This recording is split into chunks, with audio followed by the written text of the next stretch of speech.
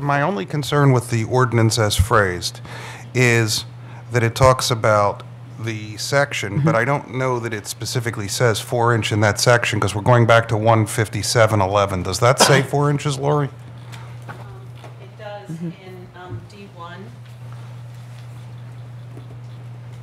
Okay. So if you Lori, look in Lori. subsection. Okay. I just want to clarify, because we took out the 4, and I don't want it, if someone has to replace the whole side, it should be 4 inches. If there's no adjoining curbs. Yeah, we haven't taken out the 4. It's in D1C. Okay. Okay. That's fine. Just want to clarify. But that's the minimum reveal, right? Right. That's- It's down to 4. 4 is what we've had. That's what we've had. Okay. Any other discussion? Is that clarified, Chris, for you? Right, I didn't know if we were going to go to 3.5, we're going to stay at 4 then. I think that what we're trying to achieve is that when you have a straight, say, Chris, your curbing is 4 and it graduates slowly to maybe 3 3/4, and the codes officer comes in and none of that is in disrepair, that you would not take out that 3 3/4 and replace it with 6 or replace it with 4. You're trying to achieve a consistency while still allowing the water to flow, the storm water, the way it is. Gotcha. Right. Lori? Thank you. Could you explain that? Because I see your eyes rolling up. Well, I mean, it's a 4. It's 4. Did 3.5 or 4? I'm confused. She's got 4. If it The says requirement is for a 4-inch reveal. Right. 4. so when the inspectors go out, 3.5. they're going to require a 4-inch reveal. They're going to require a 4-inch reveal. Okay. So if it's 3 3/4, what are they going to do? They're going to require a 4-inch reveal. It's not broken. If some of the curb is 4 inches and some of it's 3 3/4, we're not going to make somebody chisel out sections of curb for a 1/4 of an inch. We're just not going to do that. I agree with you, but what does this say? It's a 4-inch reveal. But That's where I think if But we need to give our inspectors something in the code that gives them leeway to be able to make that determination, because if not, then why have the ordinance, why have it in there to say 4 inches if we're going to do whatever we would like to do? Or make it the 3.5 inches and allow them to go up if they need to, with discretion between 3.5 to 4 inches. I thought the point of this change was to make any repairs within a Consistent. property to match the existing curb that satisfies the rules on that property. I agree. Right. That's the point. This now allows you to take the 1 10-foot section that isn't good and match it to what's good. Correct. We do not need to write an ordinance that says the property inspectors should look really carefully at 3 5/8 or 7/8 or 3 1/4. They have rules to live by. Everybody in this town who has some kind of supervisory powers or police powers or whatever has the discretion that they are going to exercise, and we just expect our professionals to exercise that. If we say 1/4, we're going to get people who want 3/8. That's right. If we say 1/2 inch, we're going to get lobbying Yeah. from somebody for 1 inch. We have a 4-inch reveal we agreed to, I think and I'm that you counting need- on our professionals to do their jobs. But if you're counting on your professionals to do your jobs, you need to say that. You need to say. And that's why we have the heads code- of departments who tell their professionals how to do their jobs. I do not believe this is a debate for this board right now about at what point they Yeah, call foul. I disagree. I think you need to say at the discretion of the. I think you should read D2B D2B. yeah, that's the key. in the ordinance. I think it answers your questions. It does. If you've read the ordinance, you'll see it. Can you At a read height matching the adjoining curb height on the same property where a segment of curb is called for replacement. That one. Right. Yeah. Common sense, it works. That's exactly what you're saying. That's So right. It's in the ordinance. We have no need to dictate how these folks, how the department tells its professionals to I think run we're this. talking about two different things. You're talking about a curb, like if you have a piece of curb that's 4 inches over here and one that's 4 inches over here, and this center's broken, you don't make the guy put it up to 6 inches. that's You what- made it, Right. you made Larry, it that's what- uniform curb. That's what the ordinance says. Right. I'm with you. I'm not talking about that. I'm are you talking talking about the 4-inch, the reveal being 4-inch. If the curb is okay, if everything is fine, and that curb is 3 5/8 inches, they've got to replace it. According to the law. Right. Exactly. And I think that that's an issue that needs to be dealt with. Maybe not here, maybe not here, How does but it need to be dealt with? because there's some Where's the curbs in the question? township where you fall beneath, where I'd like the codes department to have the discretion to be able to make that. If the curb is perfect, then it's 3.5 inches or 3 3/4. Why are we gonna have them take it out and replace 100 or 150 feet of curbing? Well, at what point do you think it has to be? If it's all 2? Well, I believe we talked about, If it's all we two. talked about, well, 3.5, but if the whole street has 3.5 inch, then would you leave it up to the discretion of the person, or would you say, okay, well, everybody down the street has 3.5. Understand, This I'm not guy's- going to say anything. Okay? Not one of us on this board is going to Can I say just anything jump in and say, I about the think curb. where the. I know, but I'm saying, what I'm saying is that it's our job to make sure that these rules and regulations are fair. Can I just they jump are- in and say, I think I where the confusion, the last couple of drafts that you've seen have been amendments to Chapter 157, which is streets and sidewalks, and calls for an inspection of the curbs and sidewalks prior to a road program, and marking and indicating any substandard curbs and sidewalks. This is not what we're doing here. This is on, this is the building code provision, and it's a time of sale ordinance, so it's only going to be specific to one property. And, you know, if there's a fractional deviation, I don't think anybody's got any kind of a digital measure or something that they're using. We just use a yardstick that's got a notch in it, you know, to try and establish a height. So we are really careful about trying to be consistent, and I apologize for the confusion. I know that I switched gears on the board because we did start out with a 157 amendment. But if it's 2 inches, they're going to replace it. If it's 2 inches, They sure- yeah, it's going to It's be going- way under that little notch, Right. and it's going to get called out for And replacement. If it's I've had- 3 inches, it might be called out for replacement. And I've had- I'm sure it will be, because I'm pretty sure it's not going to look like that notch.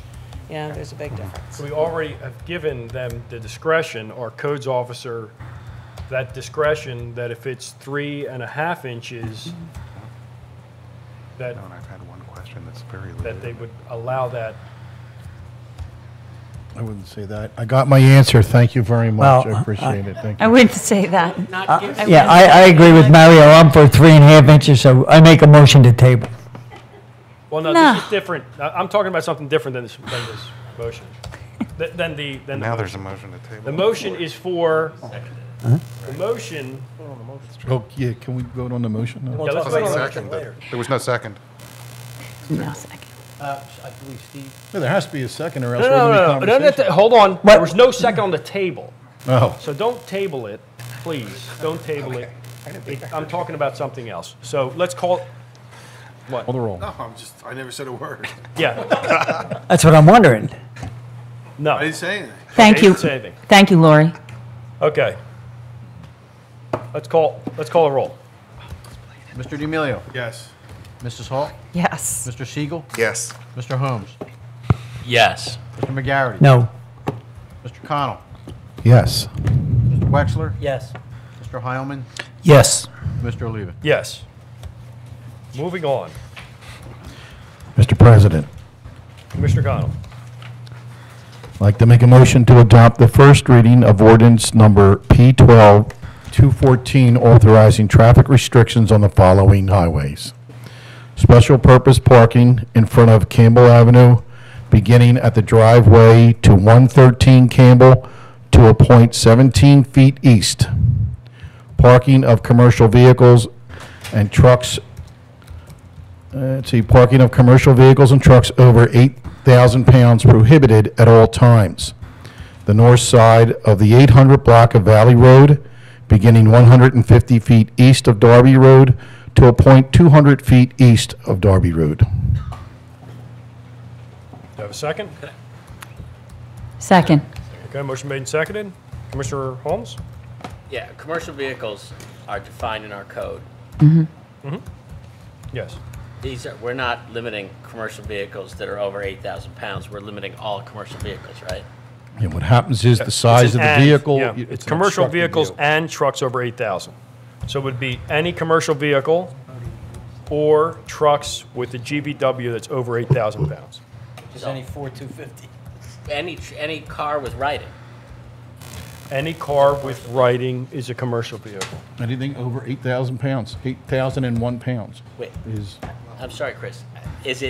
Has writing and is over No, 8,000 no. pounds? It's No. it's by weight. If If you're under 8,000, it's okay. If you're over 8,000, Not if you're it's a not commercial okay. vehicle. Aren't our commercial vehicles separately Right, defined they and are. not defined by Different weight?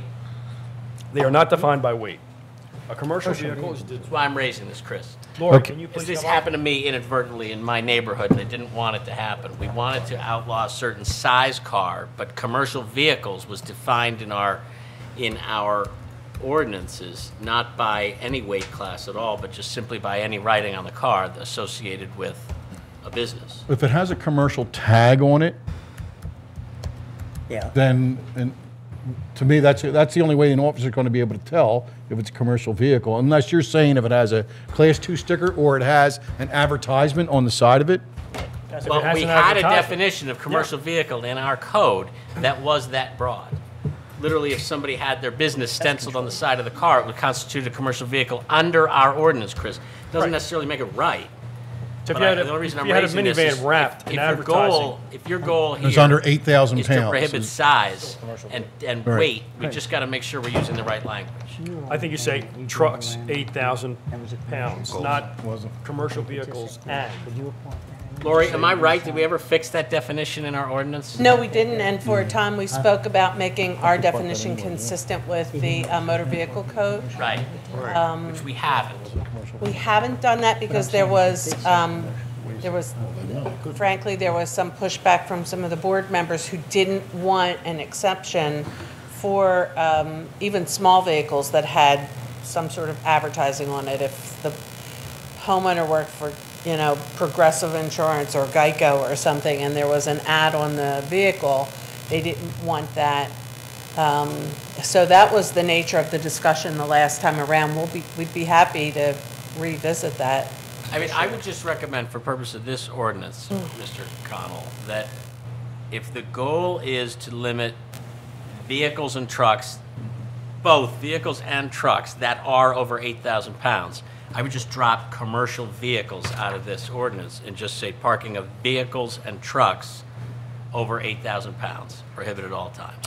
If you want to just view what the definition of a commercial vehicle is, it's at 17528B, and it, in quotes, says a commercial vehicle, or vehicle is defined as, and it goes on, it talks about a motor vehicle used in a commercial business or enterprise, any motor vehicle on which appears advertising or identification of a business or enterprise, or any motor vehicle with more than 2 axles or exceeding 2 tons in gross weight. That's not consistent with the motor vehicle code, and Right. I'm Right, a maybe Carmen can- Volkswagen Beetle Yeah. with Geico on the side is a commercial vehicle under our definition. Correct. Yes. Is that what we're looking to prohibit on this block, Chris? Now, after consultation with the chief, and with what Lori said and all, let's take out commercial. We can still achieve the same thing by putting down vehicle and 8,000 pounds. Thank you.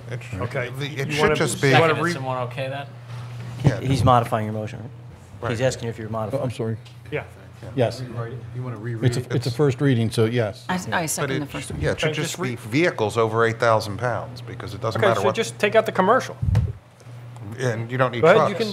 can, You know, It's just vehicles over 8,000 pounds accomplishes it. It doesn't have to say trucks, because a truck is a vehicle. Any large Ford pickup, it's a Hummer, it's any, Right, anything with a GVW Suburban. 8,000 or over. exactly, so it's just a vehicle. Right. Suburban's 8,000 pounds. No. A weight class, okay, it's not 8,000 pounds. Gross vehicle weight is the weight that the vehicle can carry, that a vehicle and it can carry. So the GVW of your car is reduced by the amount it can carry. So if the car weighs 2,000 pounds and you can fit 5 200-pound people in it, the GVW of that vehicle is the weight added to it, the weight that it can carry. My big concern is we keep doing these ordinances, and we're blocking off 50 feet of a block. Usually comes back, I've had them in my ward, the person then moves beyond the 50-foot thing and upsets another neighbor, or he pulls around the corner, and now you're coming back a month later with another ordinance for another street. We need to get this thing wrapped up township-wide, what you can park on the street. I don't want to prohibit anybody from earning a living. I live, I don't live in a neighborhood of Cadillacs and everything else. I have neighbors that are plumbers, HVAC guys. They have commercial trucks. They have, they make their livelihood with their vehicles.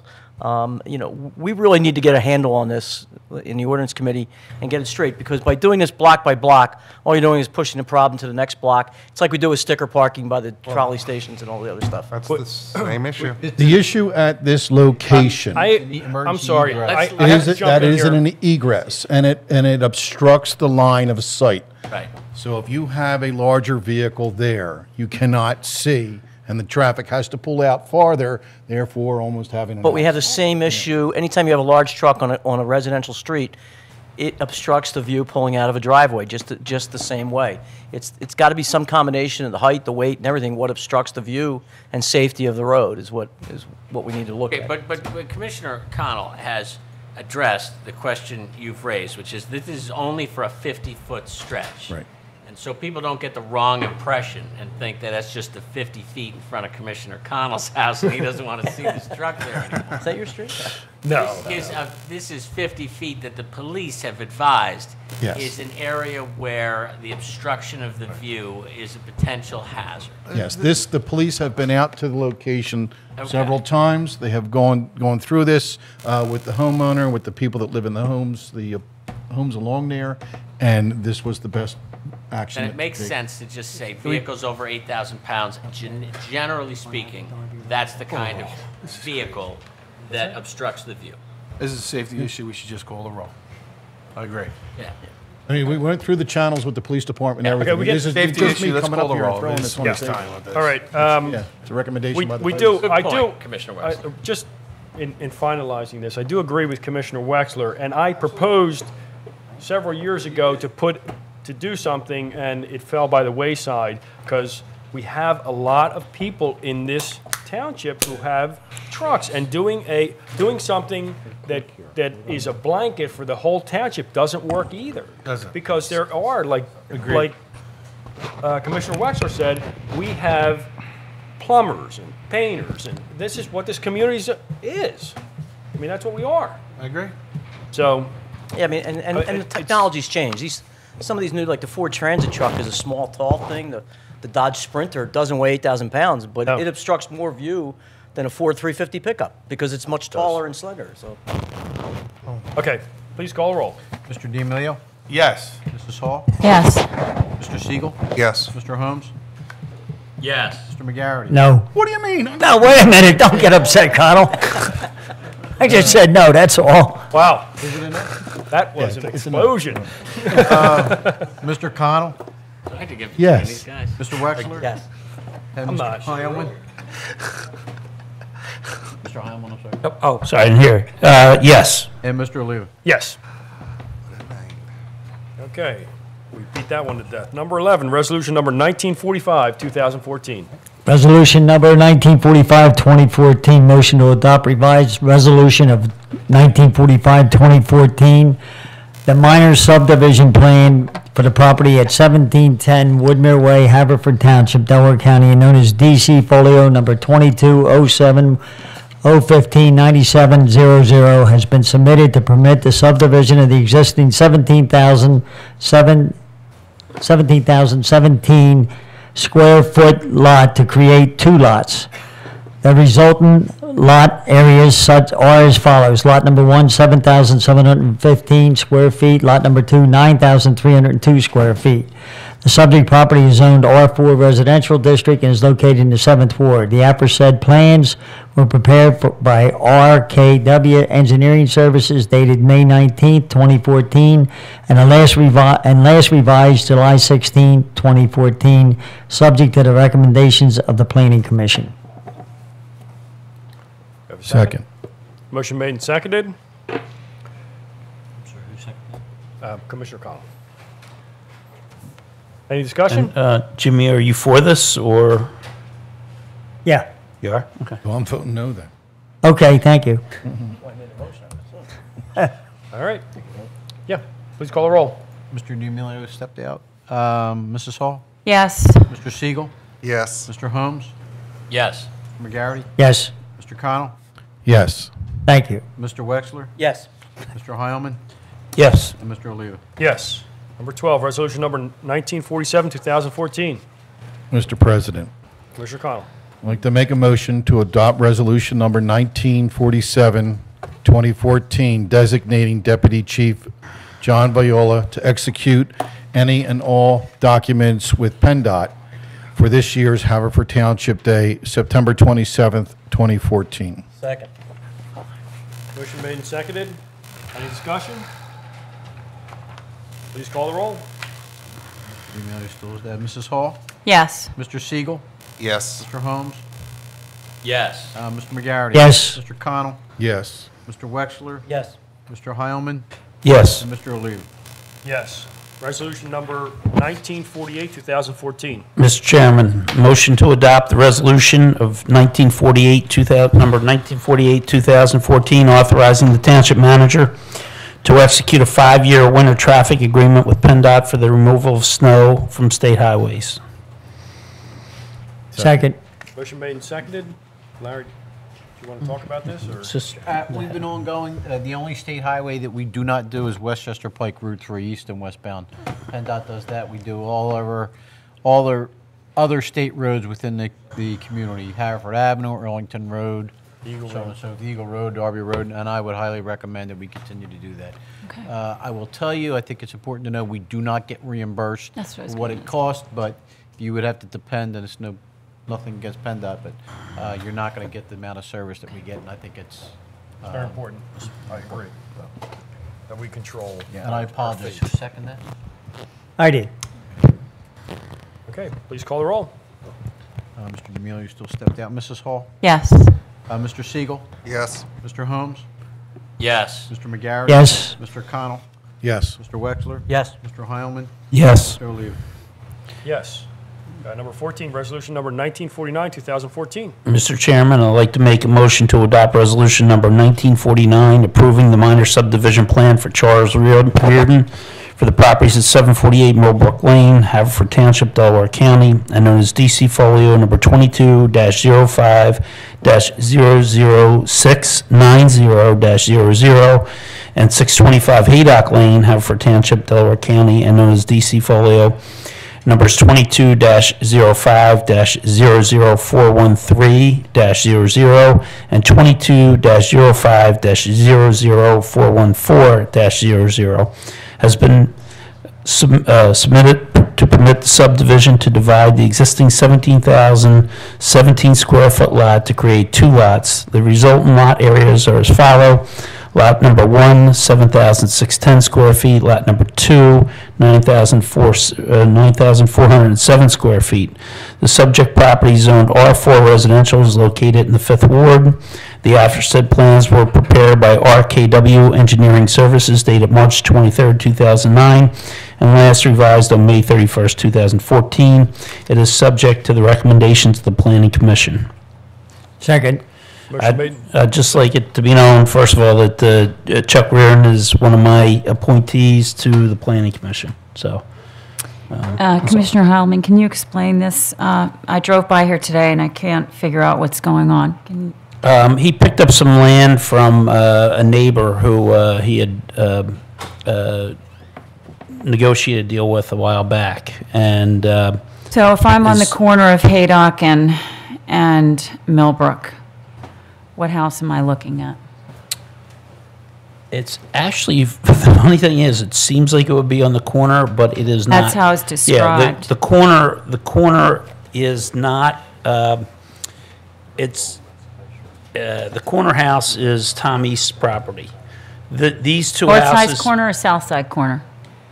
would be the south side. It's closest to Haverford. So,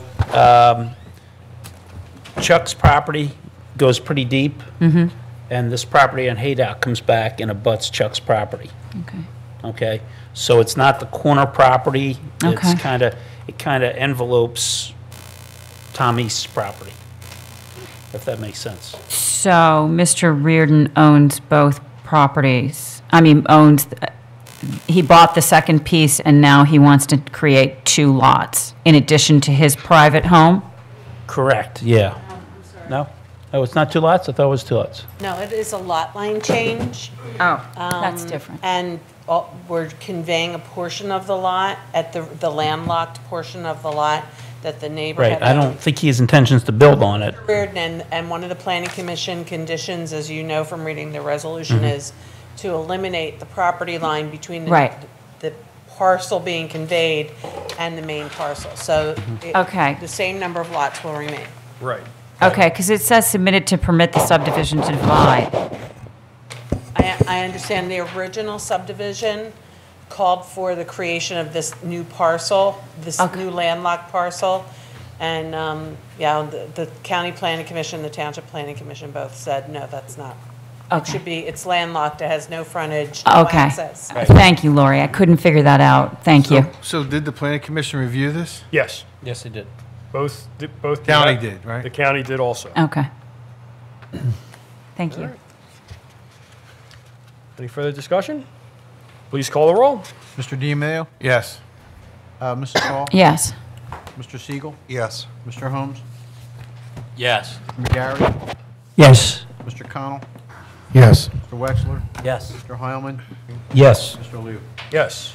Number 15. Mr. EMS. Chairman, I would like to make a motion to approve the proposals for bridging of EMS during the 2014 Lanark and Manoa transition. Second. Mr. President, Commissioner Connell.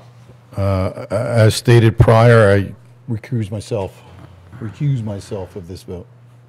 I also will recuse myself. What is the date that we're actually transitioning?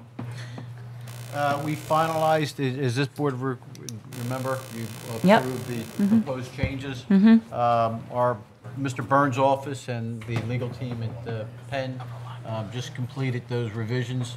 We anticipate signing the contract within the next 2 weeks officially, and then we believe that the deadline would be sometime mid-October to get this up and running. Okay. I have a question. Go ahead. My two colleagues recused themselves, I guess, because you were on the boards, or? No, sir. Because I'm on Manoa's board. No, it wasn't done. It's because of a family member being employed. So I asked the solicitor. It's we're an I immediate think I voted family for member. this. Yeah, I believe so. I believe we all voted You for did it, except too. for No, except for Chris. Yeah. Did Chris not. was the only one. Are we allowed to vote if Yeah, we're on the then why are boards you of recusing these yourself? water companies? Yeah, So why is Mario? yeah, you do. No. I can, Yes. yeah. I can explain. Why is Mario recused? Why are you? He didn't need to. He doesn't need to. You don't need to. You could Yeah, because that's you're in what the I'm asking Leonard. right now, if I needed to or not. The voted state for it the first time. ethics, I can explain, but I'll let him.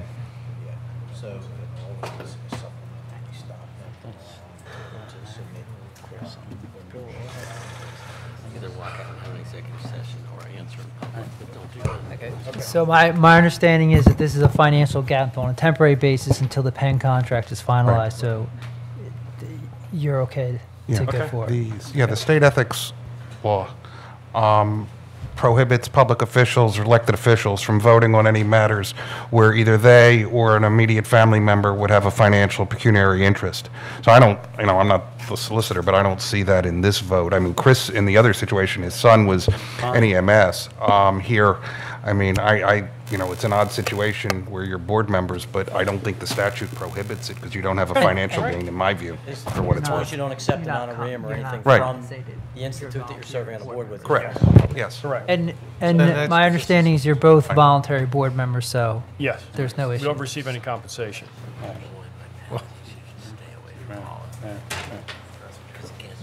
You're okay. You're okay. We're okay. Okay, so if you're on the board,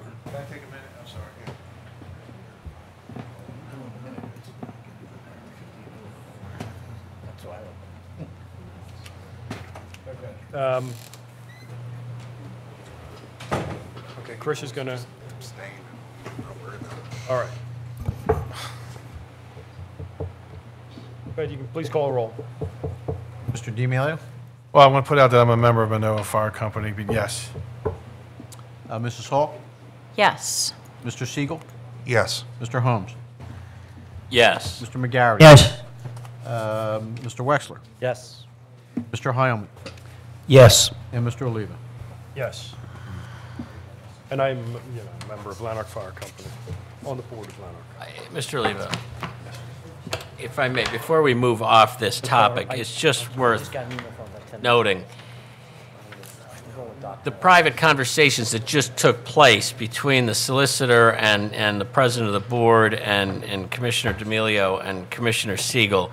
Those are conversations that could have rightly taken place in an executive session, since commissioners were seeking legal advice as to the issue of whether or not they needed to recuse themselves here. So it is not in the nature of this board to conduct side conversations, especially with our counsel, in front of everybody. They did take place off the microphones, and I just want to make sure the record is clear that other than the location of those conversations, there was nothing improper about their confidential nature. It's completely within the proper way of doing things that counsel can give advice to a member of the board on an issue confidentially, and then that board member acts on that advice. So, thank you. And Larry, may I Thanks- just thanks piggyback for- on that, since I was a part of that? We just wanted to make sure that, since it did come up, to make sure that everything was Absolutely. kosher. Yeah. Yeah. I just, you know, it's not in our, Just want to make sure that it's we're not the way doing- we normally do things, and there wasn't anything improper about it. It was just Correct. in here off the microphones as opposed to in the back room where it was entirely appropriate to have an executive session on that issue. Correct. Okay, thanks for the clarification. And number 16? 16.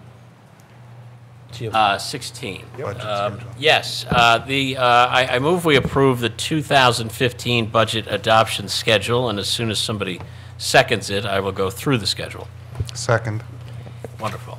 All right, the township has already seen, the township commissioners, we've seen this adoption schedule. It has been posted in the Board of Commissioners meetings rooms, website, and cable television. The manager will present to the Board of Commissioners on or before Friday, October 31st, 2014, the manager's budget. Our first special budget meeting of the board will take place Monday, November 17th, 2014, at 7 p.m. in this building. The 2015 preliminary budget, including our capital program and capital budget, will be available for the public review. It will be advertised. A summary of it will be advertised by major category. The second and final presentation and adoption of the 2015 budget is scheduled for our regularly scheduled December formal meeting, Monday, December 8th, 2014, to begin at 7:30 p.m. Okay, And I recommend we adopt the schedule. okay. Any further discussion? There being none, please call a roll. Mr. D'Amelio? Yes. Mrs. Hall? Yes. Mr. Siegel? Yes. Mr. Holmes?